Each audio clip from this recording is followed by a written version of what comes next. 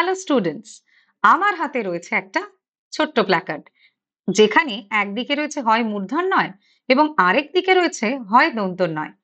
বাংলা বানানের ক্ষেত্রে এই হয় মূর্ধন্য এবং হয় দন্তন্য নিয়ে আমাদের ভীষণ কনফিউশন। কখন ব্যবহার করব হয় দন্তন্য, কখন ব্যবহার করব হয় মূর্ধন্য। এখানে বেশ কয়েকটা বানান দেয়া রয়েছে, যেমন মধ্যাহ্ন, বহ্নি, পূর্বাহ্ন এবং অপরাহ্ন।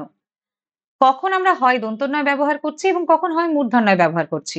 যখন আমরা রেফ, রফলা এবং র এই তিনটেকে পাবো, তখন আমরা ব্যবহার করব হয় মূর্ধন্য, যেমন পূর্বাহ্ন, অপরাহ্ন। কিন্তু যখন রেফ, রফলা বা র থাকছে না, যেমন মধ্যাহ্ন ও বহ্নি, এক্ষেত্রে কিন্তু ব্যবহৃত হবে হয় দন্তন্য। এই খুব সাধারণ একটা নিয়ম আমরা হয় দন্তন্য এবং হয় মূর্ধন্য বানানের ক্ষেত্রে ফলো করছি বাংলা বানানে।